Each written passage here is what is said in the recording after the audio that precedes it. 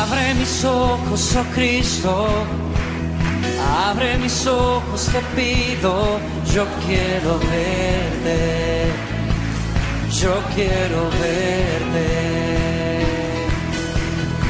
Abre mis ojos, oh Cristo, abre mis ojos, te pido, yo quiero verte, yo quiero verte. Y contemplar tu majestad y el resplandor de tu gloria. Derrama tu amor y poder cuando cantamos santo. Y contemplar tu majestad y el resplandor de tu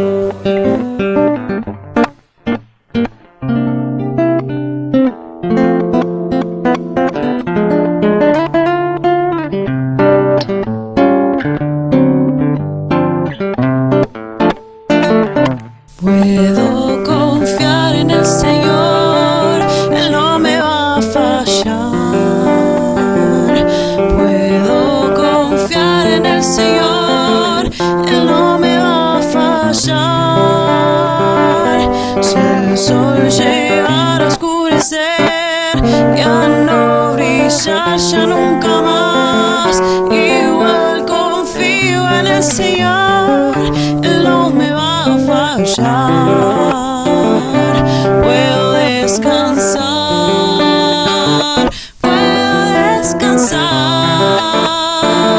pues en su amor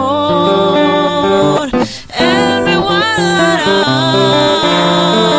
Si el sol llegara a oscurecer, ya no brillar, ya nunca más. Igual confío en el Señor, Él no me va a fallar. Paz, paz, cuán dulce paz es aquella que el Padre me da. Yo le ruego que inunde por siempre mi ser en sus ondas de amor celestial.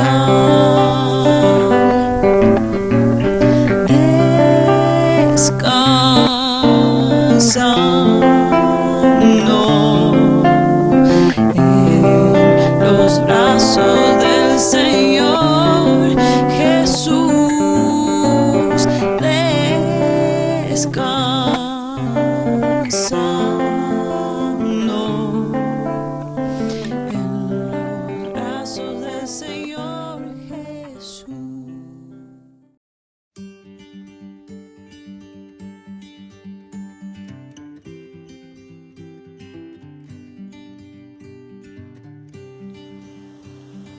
¿Qué es la oración?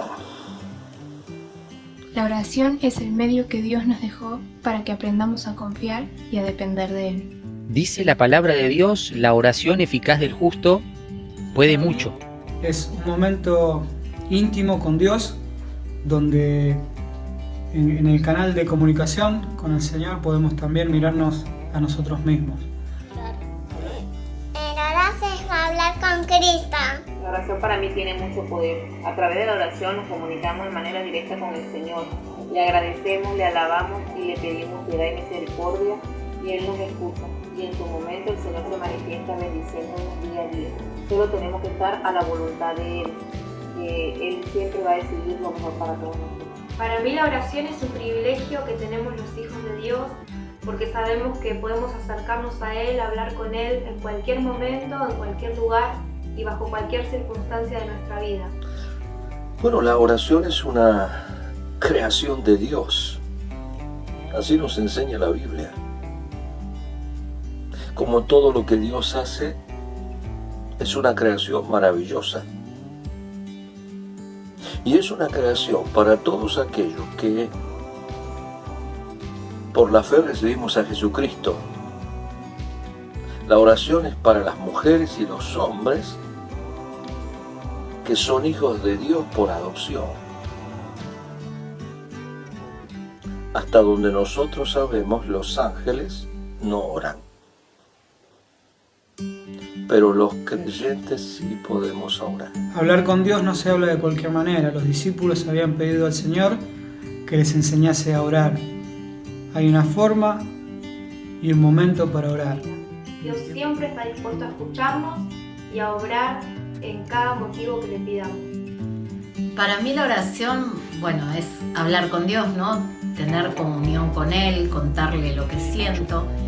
Para mí, la oración es una herramienta poderosa que tenemos los creyentes. ¿Para qué sirve la oración? Jesucristo dijo, velad y orad, para que no entréis en tentación. El espíritu a la verdad está dispuesto, mas la carne es débil. La oración es fortalecedora, porque hay momentos que la carne, la naturaleza humana, en su lucha contra el pecado, es débil. Aunque el espíritu está dispuesto. Pero la oración fortalece nuestra vida.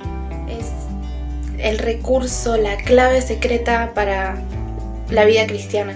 Yo siento que las cargas, que todo lo que siento salen de mis hombros y pasan a las manos de Dios, a alguien que tiene poder, que controla el universo y que sustenta el universo, y eso realmente le da paz a mi alma. Y quería compartirles un pedacito de un versículo que dice: entrégale tus cargas al Señor y Él cuidará de ti.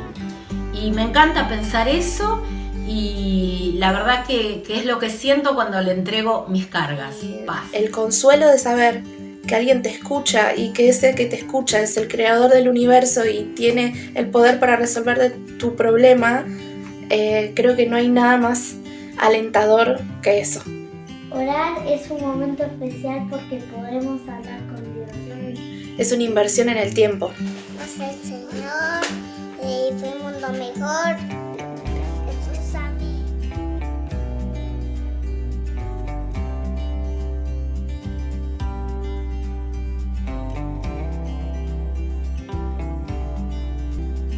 Hola hermano, buenos días. Quería poner a mi papá en oración. Mi papá tiene 84 años, es una persona grande, más que nada por su salud y por su soledad. Y antes de dar el motivo de oración, quisiera agradecerle a nuestro Señor, dar mis gracias a nuestro Dios porque nos protege. Gracias por sus bendiciones diarias que recibimos, por su cuidado. Y pedirle que estén orando por mi familia, por cada uno de nosotros, para que nos siga protegiendo como lo hizo hasta ahora, ¿no? Y para que podamos afianzarnos en sus palabras, buscar las cosas de Dios, que eso nos hace bien. Bendiciones, hasta pronto. En este tiempo quería compartir con ustedes un motivo de oración que se encuentra en Filipenses 1:9. Dice así: y esto pido en oración, que vuestro amor abunde aún más y más en conocimiento y toda comprensión, para que aprobéis lo mejor. En este tiempo en que estamos con dificultades de pandemia, yo quería que cualquier decisión que tomemos sea la mejor. Hola hermanos, además de pedirles por mí y por constancia y sabiduría en cuanto a lo académico, ya que estoy intentando terminar mi tesis, para recibirme quisiera pedirles por las personas que están atravesando pruebas como perder a un ser querido, la enfermedad, y que al principio parecían lejanas pero hoy en día están cerca. Y hoy les quiero pedir en especial por el abuelo de Ariel, de mi novio, que está internado y está un poco lejos en Jujuy, y bueno, la distancia complica aún más las cosas, así que les quiero dejar este motivo de oración para que oren por Humberto Guarachi. Gracias. El motivo de oración serían mis estudios. Hermanos y hermanas, ¿cómo están? Bueno, quería que me ayuden en oración por un trabajo, para que Dios me pueda proveer un trabajo, el mejor. Así que bueno, sigo orando por mi trabajo y por mi matrimonio. Les mando un beso grande, bendiciones. Bueno, el motivo para este año sería terminar el año en la Escuela Ascensión poder cumplir algunas metas personales propuestas al principio de año. Así que nada, esos serían mis motivos. Creo que en particular es tener paciencia, sobre todo en el trabajo, ¿no? Las cosas han cambiado totalmente, fue un año de reinventarse en cuanto a la docencia y muchas cosas, o muchas veces, no sé, siento frustración, cansancio, que no me dan más las fuerzas y bueno, que Dios pueda renovarme, nada más. Hola hermanos, bien, gracias a Dios. Quiero compartir un motivo de oración que es por el favor de Dios, que consigamos una casa y mi familia y yo estaríamos muy cómodos. Gracias. Bueno, nuestro motivo de oración es por los chicos del hogar, por todos, pero yo nombro 2 nombres para que tengamos específico, o 3 en realidad. Martín ya estábamos orando, pero hay un chico que se llama Aarón y otro chico que se llama Leo, que estemos orando por los chicos del hogar. Y bueno, también les sumo que sigan orando por mis papás, que todos saben que están en el hogar de ancianos, para que bueno, Dios los cuide a ellos y a todos los abuelitos que están en ese lugar. Les mandamos un beso y los extrañamos. Buenas tardes, queridos hermanos. De mi hogar les envío un saludo, un fuerte abrazo, confiando plenamente en que Dios nos cuide y que pronto nos podamos juntar como una familia. Comparto con ustedes mi motivo de oración, como es conseguir un techo para mí y para mi familia, donde podamos estar en paz y tranquilidad y que en la comunidad necesitamos para estar tranquilos. Les doy muchísimas gracias por el apoyo y espero que estén muy bien pronto. Besitos. Hola hermanos, quería pedirles que estén orando por mi familia, por Nahuel y por mí, por nuestro crecimiento espiritual, para ser un buen ejemplo para Alay. Hola hermanos, ¿cómo están? Espero que estén bien. Yo tengo un motivo de oración que es por Rian. Él estaba yendo a un pediatra, que era mi pediatra de chiquita, tiene 80 años y se contagió de COVID por un bebé. Así que lamentablemente sigue aislado, así que no sé qué va a pasar. Necesitamos un pediatra porque bueno, es bebé y necesita hacerse controles para que Dios pueda estar abriendo puertas, ya que es un momento difícil para todos, por la pandemia, por el virus. Así que nada, ese es mi motivo de oración. Igualmente, acá lo ven, él está muy bien de salud, gracias a Dios. Así que nada, ese es mi motivo. Espero que estén bien, los queremos mucho y espero verlos pronto.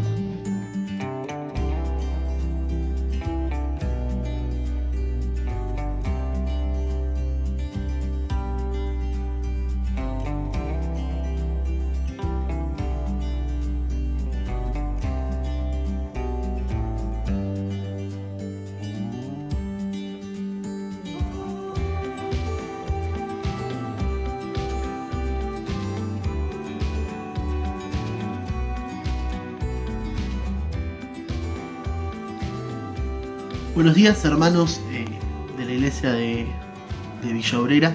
Me llamo Ariel Guarachi, para los que no me conocen, me congrego en la iglesia de Edo. Y bueno, el mensaje que hoy les quería contar y del cual les quiero hablar y que el Señor me estuvo hablando en esta semana, es un capítulo muy especial en la historia de la iglesia.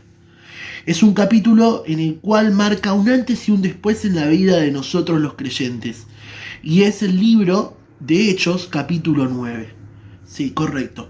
La conversión de Saulo. Hoy me gustaría poder hablarles sobre la conversión de una de las personas más trascendentes en la historia del cristianismo. Y es Pablo. ¿Sí? ¿Y por qué digo que es tan trascendente y es tan importante? Porque hay varios factores que nos muestran. Primero, que Pablo fue una de las personas que más llevó el evangelio a gentiles, a personas que no eran judías. Es decir, que gracias al ministerio de Pablo nosotros pudimos conocer la obra de Jesucristo. Ahora bien, ¿sabes qué? También es importante porque en la Biblia más de 5 veces aparece este hecho escrito, ¿sí?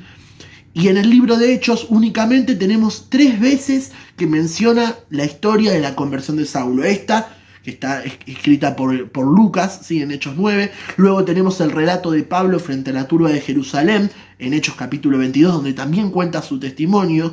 Y por último tenemos el testimonio de Pablo frente a Herodes Agripa II, en Hechos capítulo 26. Ahora, ¿por qué te cuento toda esta historia? Porque la vida de Pablo tuvo un antes y un después en este capítulo. De hecho, hasta incluso su nombre tuvo un antes y un después. Él era conocido como Saulo, una persona muy reconocida dentro del mundo judaico. Tenía muchos títulos, una persona con mucho poder dentro del Sanedrín. Era una persona inteligente, era una persona que buscaba agradar a Dios. Y en medio de todo eso, nos encontramos con este encuentro que tuvo Pablo con una persona importante. Ahora, ¿sabes qué? La historia de la conversión de Saulo no comienza solo en Hechos capítulo 9. Si nos remontamos a 2 capítulos anteriores, ahí Dios ya había perdonado a Pablo. ¿Y qué pasa? Puntualmente es el apedreamiento de Esteban. Esteban, cuando estaba a punto de morir, levanta sus ojos al cielo y dice: Señor, no les tengas estos pecados en cuenta. ¿Y qué tiene que ver esto con Saulo? Es que Saulo era una de las personas que estaba participando de ese acontecimiento y de una manera activa. Pablo era uno de los que estaba apedreando a Esteban. Pablo era uno de los que odiaba a Esteban. Incluso Pablo seguramente había sido uno de los que había debatido con Esteban en el Sanedrín y que había perdido. El odio que tenían por Esteban los fariseos llevó a que Pablo fuera una de las personas que estuviera en la participación de su muerte. Ahora, es increíble. ¿Por qué? Porque en esa oración de Esteban, Dios comienza la obra de Pablo. Ahora, si nos vamos a Hechos capítulo 9, los primeros 2 versículos, encontramos uno de los primeros puntos que quiero marcar en este capítulo. Capítulo 9, versículo 1 dice: Saulo, respirando aún amenazas y muerte contra los discípulos del Señor, vino al sumo sacerdote y le pidió cartas para la sinagoga de Damasco, al fin de que si se hallase algún hombre o mujer de este camino, los trajese presos a Jerusalén. Bien, lo primero que encontramos es el propósito que Saulo tenía en su vida. El propósito de Saulo era perseguir a estos cristianos, que se llamaban los del camino. ¿Sabes qué? No le bastaba solo a Saulo perseguir y matar a los cristianos que estaban en Jerusalén, sino que también pide carta al Sanedrín para poder ir a la ciudad de Damasco. Damasco, al parecer, el mensaje de Jesucristo estaba moviéndose tan rápido que ya había llegado a distintas ciudades. Y en Damasco había una gran ola de seguidores de Cristo, llamados los del camino. Se llamaban así. Ahora, ¿sabes qué? Pablo va al Sanedrín y pide permiso a las autoridades para poder ir a esa ciudad a seguir con ese propósito que él tenía, que era el de seguir y matar a los cristianos, a los seguidores de Cristo. ¿Sabes qué? El que le da la aprobación es Caifás. Caifás era el sumo sacerdote en ese momento, que había sido también participante de la muerte y de la crucifixión de Jesucristo. Caifás había sido la persona que había estado a cargo del apedreamiento de Esteban. Caifás era el mismo que aprobaba a Saulo que fuera a Damasco a buscar a esos creyentes. Ahora, el propósito que Saulo tenía, creía él que era bueno. Él tenía mucho celo de Dios y creía que, persiguiendo a estos cristianos, él estaba haciendo el propósito o la voluntad de Dios para su vida. A ver, ahora, ¿sabes qué? A menudo nosotros creemos que las cosas que estamos haciendo son cosas buenas. Sin embargo, cuando nos encontramos lejos de la voluntad de Dios, por más buenas intenciones que tengamos, lo que hacemos a Dios no le agrada. Él creía que su misión agradaba a Dios. Quizás tomó en cuenta el ejemplo que se encuentra en Éxodo, cuando Fineas mató a un hombre y a una mujer que eran inmorales con una lanza, y Dios honró esa acción parando la plaga que había en el pueblo. Quizás Saulo pensaba que estaba pasando la plaga. Quizás Saulo pensaba que estaba pasando la plaga de la religión falsa. Él quizás creía que matando a esos creyentes iba a acabar con esta religión falsa.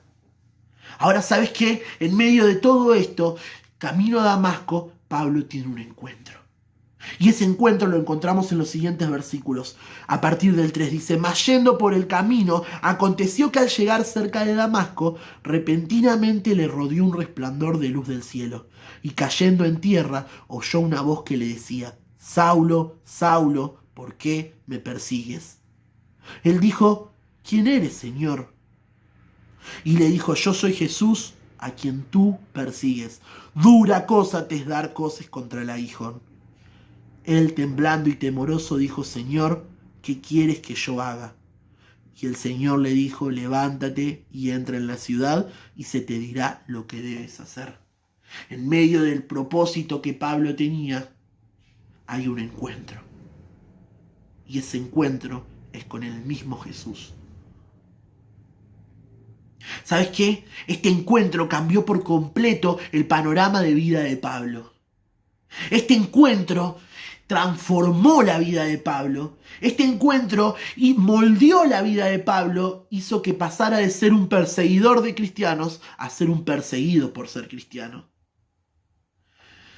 ¿Sabes qué? Este encuentro hizo que un hombre se enfrente y deje su religión, sus conocimientos, su costumbre, todo lo que había aprendido, su autoridad que tenía y también su propósito, para responder un sí al Mesías, para responderle un sí a Jesús. Todo lo que él sabía, todo lo que él había aprendido, todo lo que él tenía como propósito de vida, se derrumbó en un segundo frente a un encuentro con Jesús. ¿Sabes qué? Saulo, hace dos preguntas importantes que son las que nosotros tendríamos que hacerle habitualmente a Jesús. ¿Sabes que en un estudio, te cuento una anécdota, en un estudio que se hizo en Gallup en 1990, se le pidió a personas que escogieran 3 preguntas que le querrían preguntar a Dios si lo tuvieran cara a cara. Ahora, ¿sabes qué es lo particular? Que las 5 preguntas más recurrentes o que más se les ocurrió a la gente fueron estas. Te las voy a leer. Número 1, ¿algún día habrá paz mundial? Número 2, ¿cómo puedo ser mejor persona? Número 3, ¿qué vendrá en el futuro de mi familia? Número 4, ¿habrá algún día una cura para todas las enfermedades? Número 5, ¿por qué existe el sufrimiento en el mundo? Ahora es extraño, porque estas preguntas que la gente se les ocurrió que le podrían hacer a Dios ya están contestadas en la Biblia. Ahora, ¿sabes qué? Realmente, las preguntas más importantes que le podríamos hacer a Jesús, en este caso, Saulo las hizo correctamente. Primera pregunta, la encontramos en el versículo número 5. Dice: y él dijo, Pablo dijo: ¿quién eres, Señor? ¿Quién eres, Señor? ¿Sabes qué? Con mucho temor y mucha reverencia y temor ante Dios, esta es la pregunta que siempre tendríamos que hacerle a Dios. Señor, ¿quién eres? ¿Sabes qué? Preguntarnos quién es el Señor nos va a llevar a buscarle, nos va a llevar a aprender más de Él, nos va a llevar a poder investigar sobre Dios y investigar sobre el propósito que Dios tiene para mi vida. Preguntarle quién eres nos va a llevar a tener una vida llena de honra a Dios. Ahora, no solo preguntó eso, sino que hizo una segunda pregunta. Y esa la encontramos en el versículo número 6. Dice: él, temblando y temeroso, dijo: Señor, ¿qué quieres que yo haga? Primera pregunta: Señor, ¿quién eres? Segunda pregunta: ¿qué quieres que yo haga? Esta es la pregunta que habitualmente tendríamos que hacerle a Dios. La base de la vida cristiana está en estas dos preguntas que Saulo le hace a Jesús. Debemos cada día preguntarle y cada día ir a Dios y preguntarle para que podamos conocerlo más, y también preguntarles cuál es el propósito, cuál es la voluntad de Dios para nuestra vida. Dios nos va a responder esas preguntas y nos va a llevar a poder tener una vida en sintonía total con Dios. Saulo tuvo un encuentro con Jesús. ¿Sabes qué? Mientras Saulo tenía en su mente ir en contra de Jesús, Jesús tenía en su mente ir por Saulo. Hoy aprendo de Saulo que no importa cuál sea la posición que tengas, que no importa cuál sea el propósito que Dios tenga para tu vida, que no importa cuál sea lo que parece que estamos haciendo y que es bueno para Dios, sino que lo más importante es poder tener un constante camino a Damasco. Lo más importante es poder tener un encuentro con Jesús cada día. Lo más importante es poder encontrarme con ese Cristo que me salvó día a día y poder averiguar, poder estudiar, poder tener una comunión con Él y que eso nos lleve a poder conocer más de Él y saber qué Él quiere para mí. Ahora, ¿sabes qué? Dijimos al principio que Pablo tenía un propósito. Su propósito era perseguir a los cristianos. En medio de ese propósito tiene un encuentro con el Salvador de su vida. Y en ese encuentro, el propósito que Pablo tenía cambia por completo. Deja de ser su propósito para seguir el propósito de Dios. Si seguimos recorriendo este capítulo, nos vamos a encontrar con una persona llamada Ananías. Dios le dice a Ananías que vaya al encuentro, en medio de una visión le dice que vaya al encuentro de Pablo donde estaba, que él estaba orando y que Ananías tenía que llevarlo a los pies de Cristo. Ahora, ¿sabes qué? En medio de todo esto, en simultáneo, tanto Dios le hablaba a Ananías, también le estaba hablando a Pablo. ¿Sabes qué? Pablo, luego de ese encuentro con Jesús, queda ciego totalmente por 3 días. Es más, los soldados que lo acompañaban lo agarran, lo llevan un brazo cada uno y lo llevan hasta Damasco. Entran en la ciudad y él queda durante 3 días reposando. ¿Sabes que la Biblia dice que él no podía ni comer ni beber? El encuentro con Dios había sido tan fuerte, el encuentro con Dios había sido tan contundente en la vida de Pablo que seguía atónito. ¿Sabes qué? Todo lo que él creía que había hecho bien, sus estudios, su formación, su conocimiento de Dios, todo, sus autoridades, todo había sido derrumbado por un encuentro. Por una frase, yo soy a quien tú persigues. ¿Sabes que hay autores que dicen que en esos 3 días Pablo estaba muriendo a su persona para luego ser resucitado por Cristo? ¿Sabes que en esos 3 días Saulo estaba muriendo a todo lo que él creía que estaba bien para renacer en una vida con Cristo? ¿Y vos? ¿Ya tuviste un encuentro con Jesús? ¿Y vos? ¿Ya entregaste tu vida pasada a Jesús? ¿Sabes que no hay pecado más grande, no hay pecado que sea más grande que la gracia de Dios? Dios tomó a una de las personas que menos creía la gente que podía ser salva para convertirlo en una de las personas más importantes dentro de la vida del cristianismo. No importa cuán grande sea tu pecado, no importa cuán grande sea lo malo que hayas hecho o que estés haciendo, no importa cuán difícil sea salir de ese pecado, la gracia de Jesús, el regalo de Jesús, la sangre de Cristo sigue siendo mucho más poderosa. Y así como Pablo tuvo un encuentro con Jesús y su vida cambió por completo y fue entregada a Él, hoy vos podés tener un encuentro con Jesús. Hoy vos podés encontrarte con ese mismo Jesús al que vos estás persiguiendo y poder ser salvo. La Biblia dice en Juan capítulo 8 que el que practica pecado, esclavo es del pecado. Pero si Jesús os libertare, seréis verdaderamente libres. ¿Querés ser libre? ¿Sabes qué?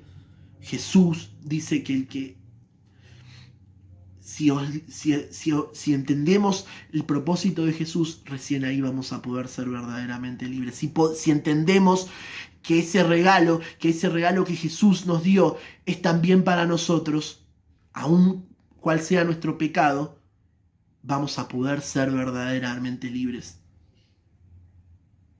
¿Y cómo es eso? ¿Sabes qué? Hace más de 2000 años, este Jesús al que se encontró con Saulo, vino acá a la tierra. Y vivió durante algunos años. Y durante esa vida, ¿sabes qué? Hizo muchos milagros. Sanó paralíticos, levantó ciegos, hizo ver a ciegos. Alimentó con 5 panes y 2 peces a más de 5000 personas. Resucitó muertos. Hizo escuchar a sordos. Hizo hablar a mudos. Levantó a paralíticos. Pero por sobre todo, ¿sabes qué? Dice la Biblia que Él vino a buscar y a salvar lo que se había perdido. A vos y a mí que estábamos perdidos por nuestro pecado. A vos y a mí que estábamos esclavos de ese pecado. Para darnos libertad, para darnos vida. ¿Sabes qué? Él fue clavado en una cruz. Y en esa cruz Él derramó su sangre. Y Apocalipsis 1:5 dice que la sangre de Jesús es la única que puede limpiarnos de toda maldad. Desde ese encuentro, desde ese momento, la humanidad se divide en 2 personas. Los que deciden creer en Jesús y los que no. Ahora, ¿sabes qué? Es sencillo.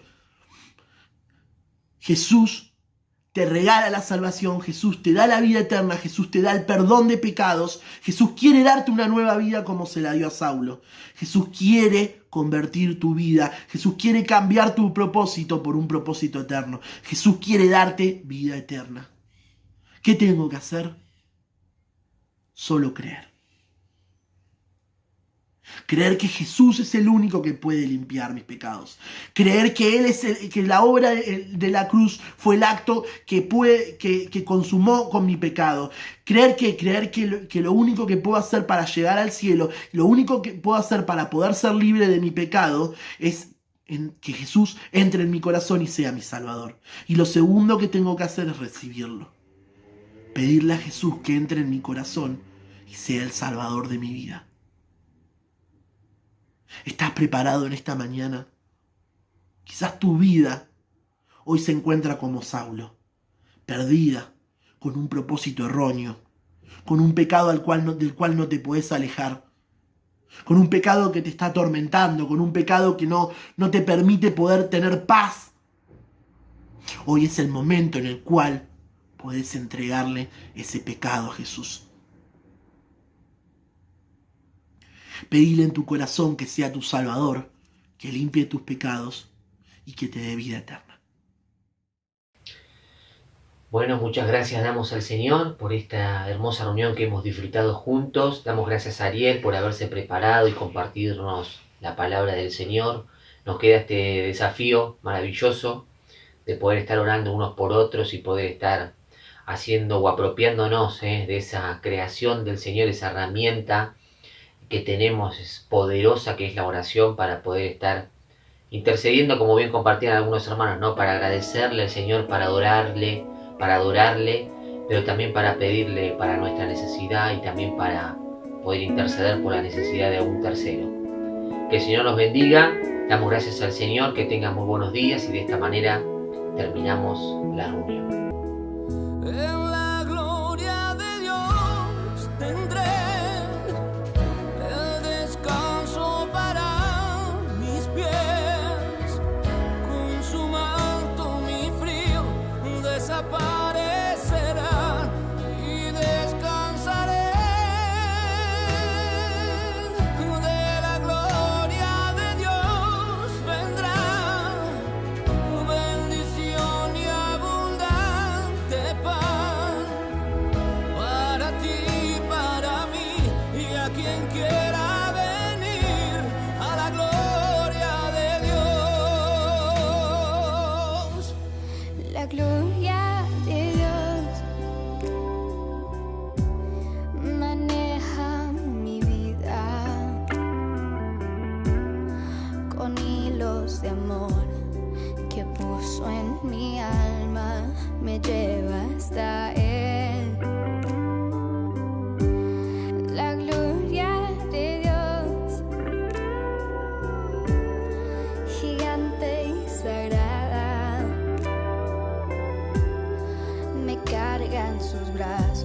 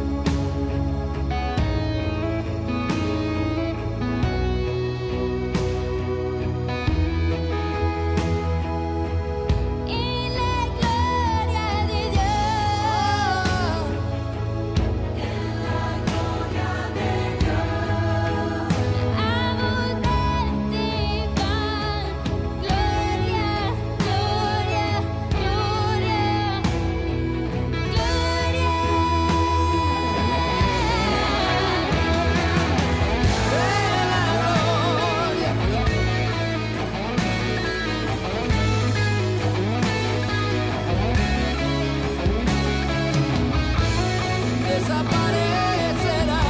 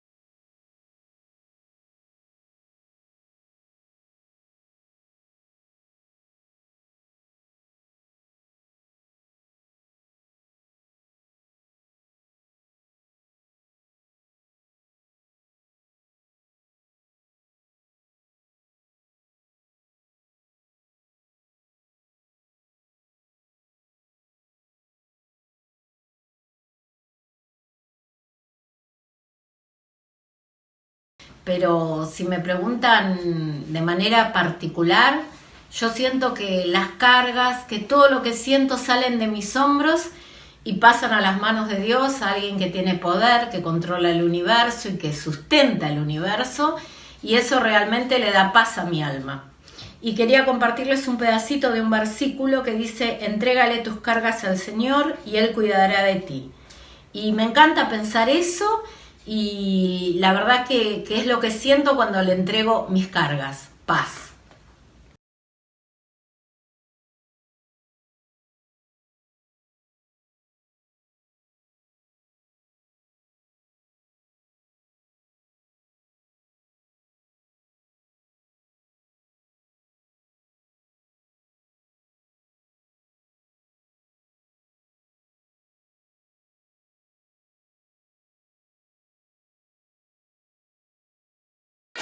El Señor, y fue un mundo mejor. Jesús, amén.